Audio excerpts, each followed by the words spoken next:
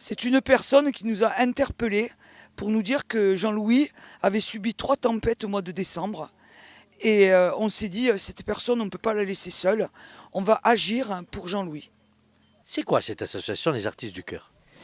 Nous avons monté cette association quand il y a eu les premiers feux cet été dans le Cap Corse, où on a été interpellés par le reboisement.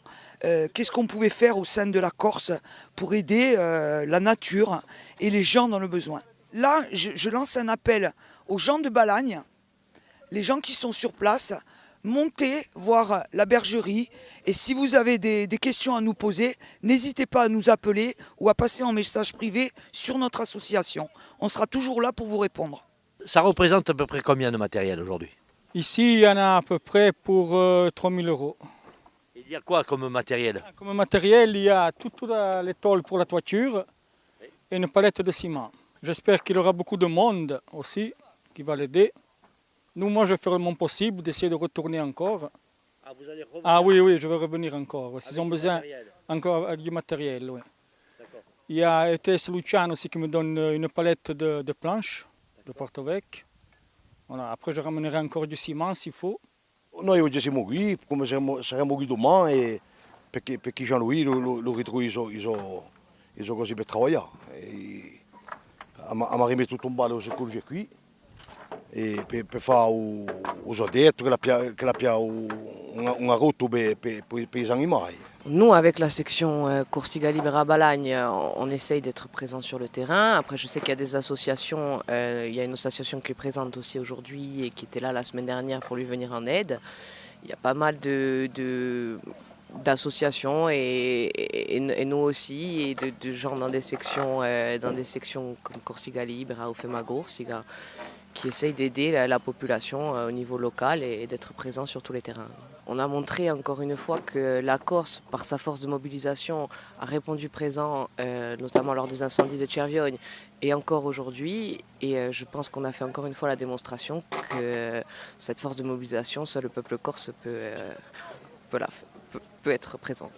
C'est impressionnant, hein. C'est impressionnant cette solidarité, ces gens qui viennent de très loin, nous porter soutien, courage, du matériel.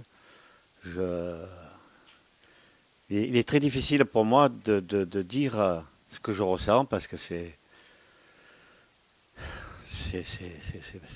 voilà, c'est magnifique. J'arrive pas à comment m'exprimer à tout ce que je ressens de cet élan, de cette aide, voilà, c'est magnifique, c'est très très très très beau. Alors, est-ce que les animaux ont souffert? Le problème, c'est que comme ces chèvres sont parties, malheureusement la tempête, elle a été le 11 décembre. Hein. Donc depuis le 11 décembre, les chèvres elles sont parties, donc il y a plus de 80 chèvres qui sont en montagne. Le problème, c'est que au niveau du lait, les chèvres elles se sont taries, il n'y a plus de lait. Il est fort possible, même plus que certain, c'est qu'il y a des bêtes qui ont eu des mammites, hein, puisqu'on ne pouvait pas les traire et ainsi de suite, et que malheureusement, notre saison fromage est foutue, quoi. Donc, le besoin qu'on a, c'est d'essayer de trouver des bergers qui nous vendent des fromages. Mais encore, bon, une fois aussi, le problème, c'est que c'est au niveau du fromage vu de Calenzane, c'est une trésorerie qui est très lourde. Hein. Pendant 6 mois, les fromages dorment.